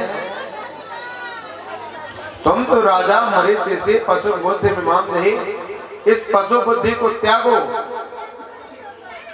और ना जाता प्रकृतोदय देह तुम नाम चती। तुम कभी नहीं मर सकते, तुम्हारा देह मर सकता है लेकिन तुम्हारी आत्मा सिद्ध है और मुक्त है। तब सुखदेव जी महाराज ने इसके बाद बताए कि आगे कलयुग में भी भगवान जब यहाँ पर पापाचार दुराचार भ्रष्टाचार अधिक होने लगेगा तब पुनः कलयुग में भी भगवान प्रादुर्भूत होंगे। तब उनका प्रश्न हुआ कि महाराज कहाँ पर प्रादुर्भूत होंगे, कहाँ पर अवतार लेंगे? तब आया है कि संभल ग्राम मुख्यस्य ब्राह्मणस्य महात्मनः भवने विष्णु सह कल्के प्रादुर्भविष्यति। मुरादाबाद जिले के संभल ग्राम तहसील में विष्णु नाम के पंडित जी के यहाँ कल्कि भगवान का प्रादुर्भाव होगा। जब इस संसार में पाप कर्म और कलयुग का जब लास्ट क्षण चलेगा 8 वर्ष पहले कल्कि भगवान प्रादुर्भूत होंगे और वह सफेद घोड़े पर सवार होकर के सभी असुरों का सभी अधर्मियों का नाश करके पुनः सतयुग की स्थापना करेंगे। इसके बाद संपूर्ण भागवत का चिट्ठा बताते हैं कि आज हमने 7 दिन से जो कथा हम श्रवण कर रहे हैं, इस 7 दिन की कथा में हम सभी ने प्रथम दिन की कथा में हम सभी ने महात्मा श्रवण किया, भक्ति नारद संवाद, उसके बाद गोकर्ण उपाख्यान, भागवत महिमा। दूसरे दिन हम सभी ने कथा श्रवण किया सुखदेव जी महाराज की जन्म की कथा, परीक्षित जी महाराज की जन्म की कथा। आगे हमने कथा श्रवण की सृष्टि वर्णन के बाद मनु प्रथम संवाद आदि, सती चरित्र, नरक वर्णन, दीप वर्णन और ऋषभ भगवान का चरित्र, प्रियव्रत चरित्र, अजामिल उपाख्यान। और उसके बाद हमने प्रहलाद जी के वंश का प्रहलाद चरित्र श्रवण किए। अष्टम स्कंद में हम सभी ने मनवंतर की कथा, गजेंद्र मोक्ष, समुद्र मंथन, 52 अवतार की कथा श्रवण की। 9वें स्कंद में हमने 12 अध्याय में सूर्यवंश, 12 अध्याय में चंद्रवंश कथा श्रवण की। 10वें स्कंद में भगवान की बाल लीलाएं, भगवान की ब्रजरज लीला, भगवान ने 10वें स्कंद में कंसवध रुक्मिणी विवाह, रास पंचाध्याय आदि आदि हमने कथा श्रवण की। 11वें स्कंद में मुक्ति और 12वें स्कंद में आश्रय का वर्णन किए कि इस कलयुग में जो भी भगवान नाम का आश्रय ले लेता है वह परम पावन हो जाता है।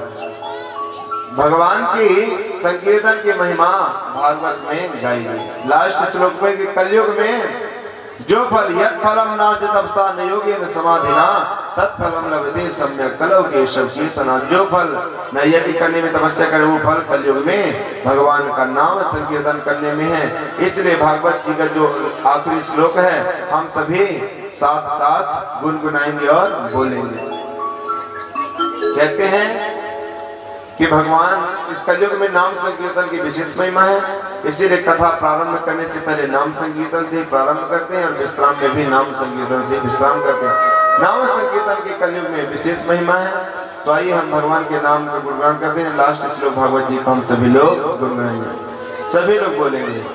नाम संकीर्तनम यस्य, नाम संकीर्तनम यस्य, सर्व पाप प्रणाशनम, सर्व पाप प्रणाशनम, प्रणामो दुख शमनः, प्रणामो दुख शमनः, तम नमामि हरिं परम्, तम नमामि हरिं परम्,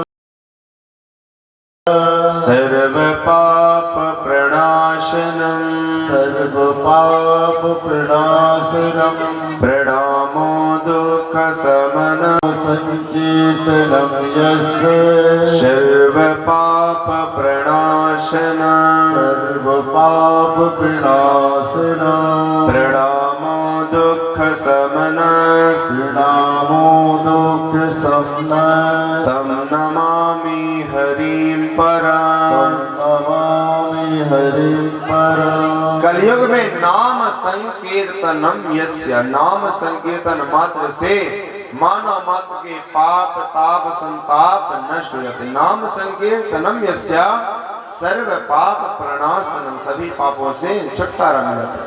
प्रणामो दुख समनस्तम नमामि हरिं परम। ऐसे प्रभु परम प्रभु हरि की शरण में हम सभी अपने ध्यान को लगाते हैं। और त्वदीयं वस्तु गोविंद त्वदीयं वस्तु गोविन्द तोभ्यमेव समर्पये त्वमेव समर्पये तेन त्वदङ्घ्रिकमले दत्तुकं हि कमले रतिं मे यच्छ शाश्वतीं। मे यक्ष शास्ति। आज हम पुराण भगवान श्री कृष्ण से प्रार्थना करते हैं कि त्वदीयं वस्तु गोविंदम तुभ्यमेव समर्पये। हे प्रभु, हमने जो भी हमसे अपराध होते उन्हें क्षमा करो और आप हमारी भक्ति को बढ़ाओ। हम अपना जीवन तेना त्वदंघ्रि कमले रतिम में यज्ञ शाश्वती, आपके चरणों में हमारी रति हो, ऐसा हमें आशीर्वाद प्रदान कीजिए। और हरे नाम इत्युच्चे मुच्यते सर्वपातकात्, हरे नाम उच्चारण करने से मानव मात्र के सभी पाप ताप संताप नष्ट हो जाते हैं। इसीलिए 3 बार हाथ उठा करके श्री हरे नमः का उच्चारण करेंगे। श्री हरे नमः, हरे नमः, श्री हरे नमः, हरे नमः, श्री हरे नमः। हरे नमः। मंत्रहीनं क्रियाहीनं भक्तिहीनं जनार्दन यत्कृतं त्वमया देवी परिपूर्णं तदस्तु मे। कायेन वाचा मनसेन्द्रियैर्वा बुद्ध्यात्मना वा हृदयस्वभावात् करोमि यद्यत् सकलं परस्मै नारायणमेति समर्पयामि। श्रीमन्नारायण समर्पयामि। सर्वं श्रीकृष्णार्पणमस्तु।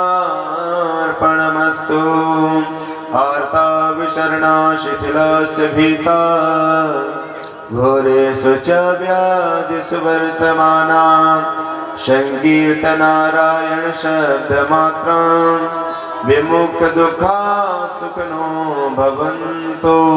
नाम संकीर्तन के साथ श्री सुखदेव जी महाराज को हम विदाई देंगे। आइए हम सभी ताली सेवा करते हैं, सुखदेव जी महाराज को विदाई दे करते हैं। ओ हरि की कथा सुनाने वाले, ओ प्रभु की कथा सुनाने वाले, तुमको लाखों प्रणाम, तुमको लाखों प्रणाम, तुमको लाखों प्रणाम, तुमको लाखों प्रणाम। हरि की कथा सुनाने वाले, प्रभु की कथा सुनाने वाले, तुमको लाखों प्रणाम, तुमको लाखों प्रणाम, तुमको लाखों प्रणाम, तुमको लाखों प्रणाम। हम बोल रहे थे मन में, मन खोए थे तन में। हम बोल रहे थे मन में, मन खोए थे तन में। बोल रहे थे मन में, मन खोए थे तन में। बोल रहे थे मन में, मन खोए थे तन में। प्रभु दार बता ताली सेवा करते हुए हरि बोल।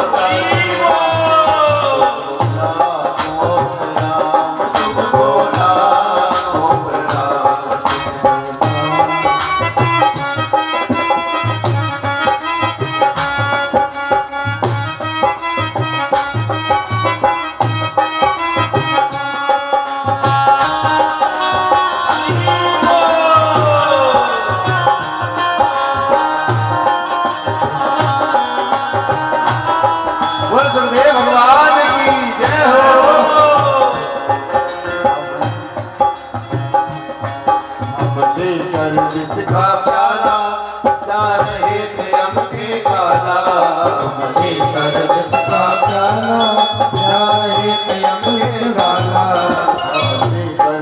जिसका प्यारा जा रहे थे अपने कारा एक मजलिस का प्यारा जा रहे थे अपने बाला पान कराने वाले प्रभु सुधा पिलाने वाले तुमको लाखों प्रणाम तुमको लाखों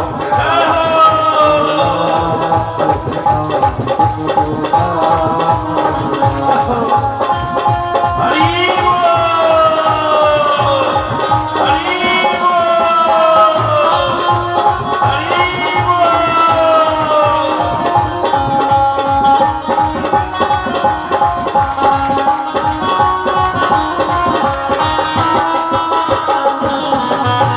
गुरुदेव भगवान की जय हो।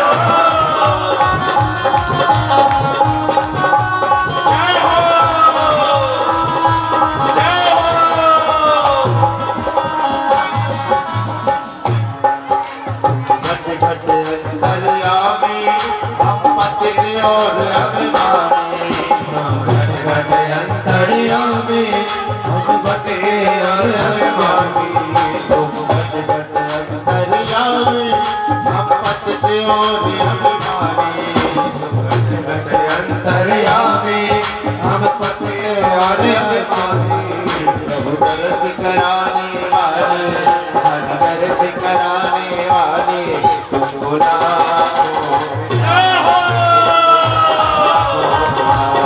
तुमको लाखों प्रणाम तुमको लाखों प्रणाम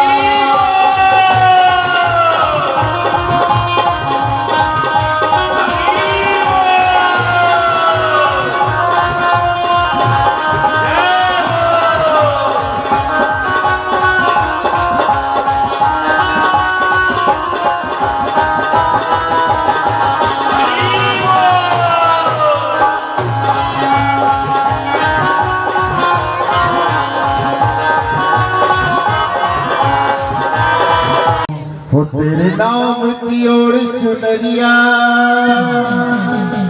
गरीब हो तेरे नाम की ओर चुनरिया वो मैं तो नाचू बीच बाजार में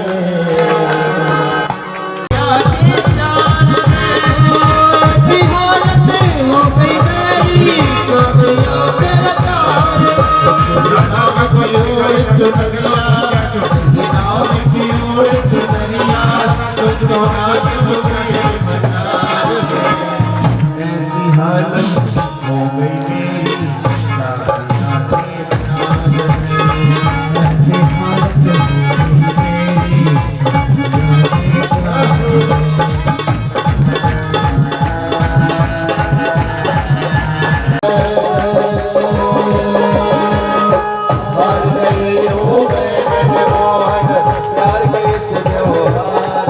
ऐसी हालत हो गई मेरी सावरिया के प्यार में की हालत हो गई मेरी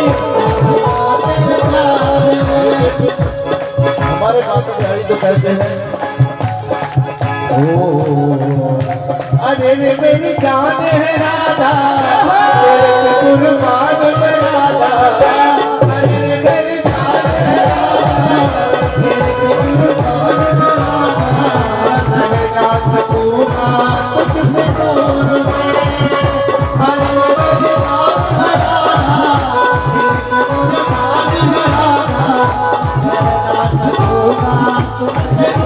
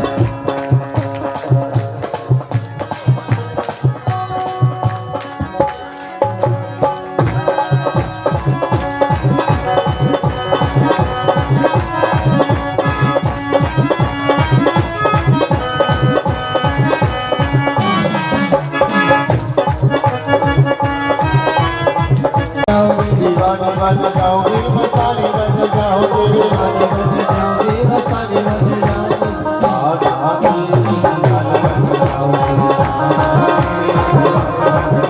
ओ राधा की दीवानी बन जाओगी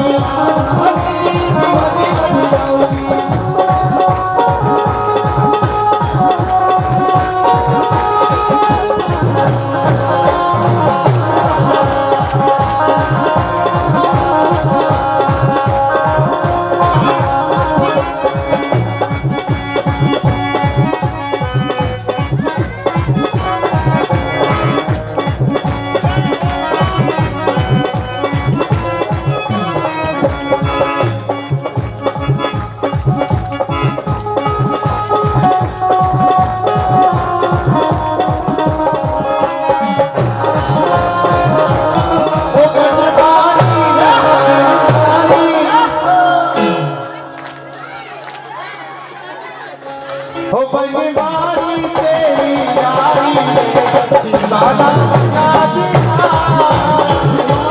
तेरी यारी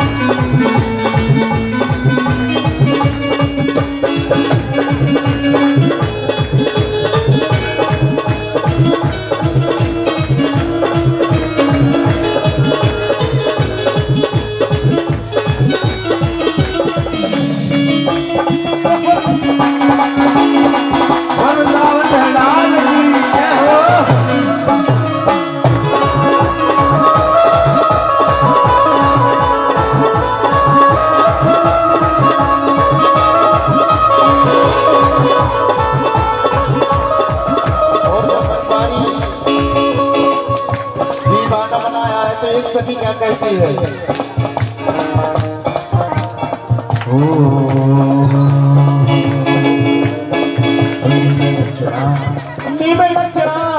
नीवे बचड़ा मोहन दे आज मैंने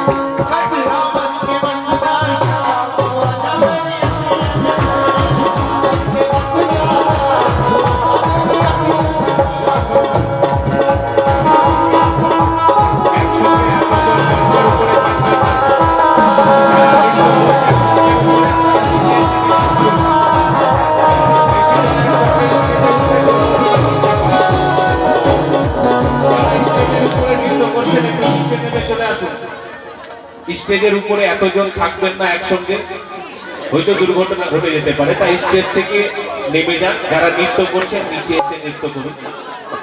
যাদের হয়ে গেছে আপনারা এই পাশ দিয়ে নিচে নেমে যাবেন। স্টেজের উপরে একসঙ্গে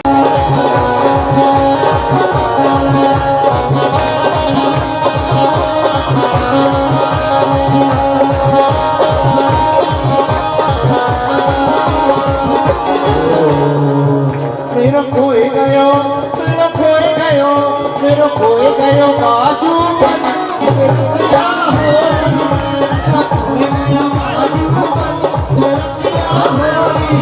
मेरा खोए गयो बाजू बन तेरा हो,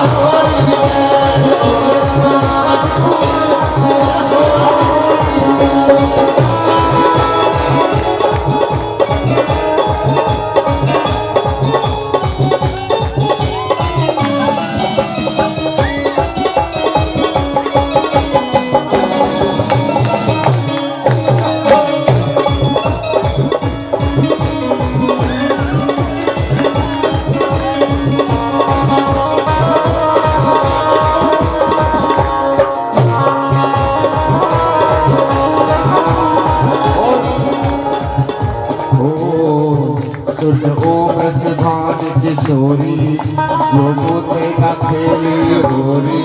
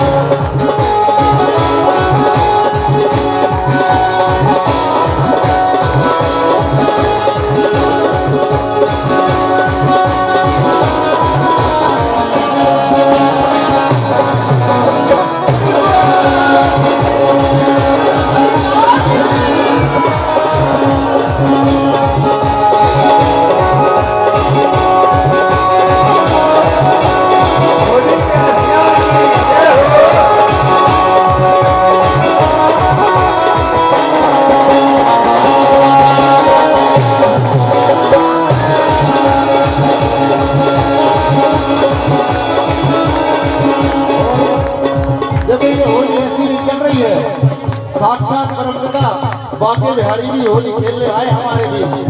ओ आगे खेलन पियर पाड़ा आए हैं आगे खेलन पियर पाड़ा आए हैं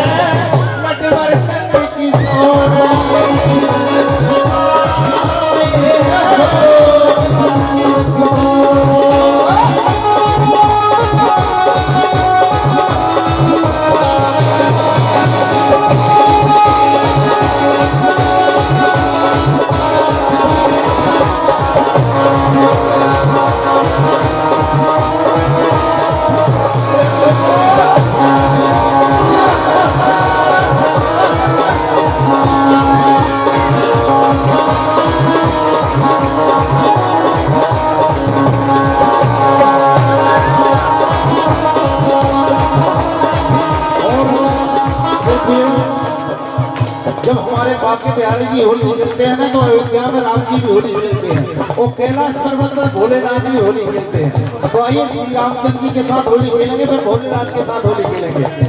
ओ अरे होली खेले रघुवीरा अवध में, होली खेले रघुवीरा, ओ होली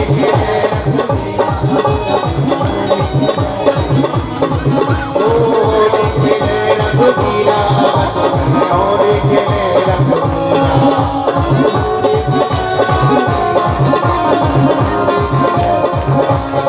ओ हिल में आवे लोगे लुगाई, हिल में आवे लोगे लुगाई, ओ भाई पहले रघुवीरा अवध में, होली खेले रघुवीरा।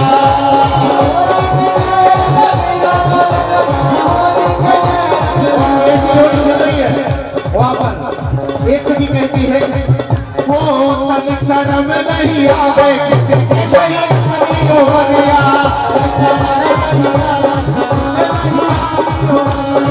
तनिक शर्म नहीं आवे, कितनी सही अपनी ओरिया।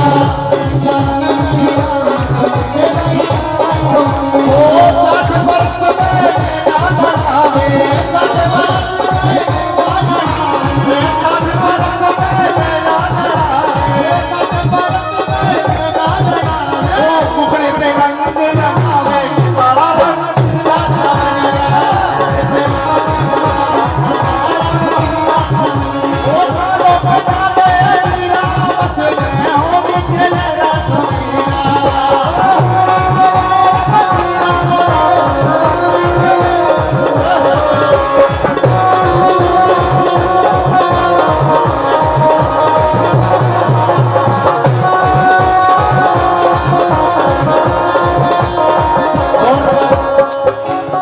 भोलेनाथ कैसे खेल रहे होली पता है?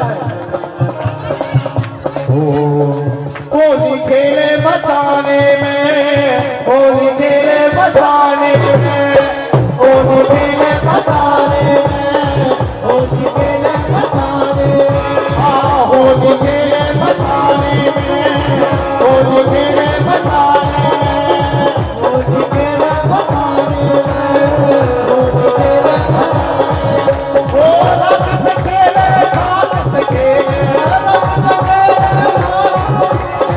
रंग से खेले खाक से खेले, खेले होली जमाने में। बम बम बम बम बम बम बम बम बम बम बम बम बम बम बम बम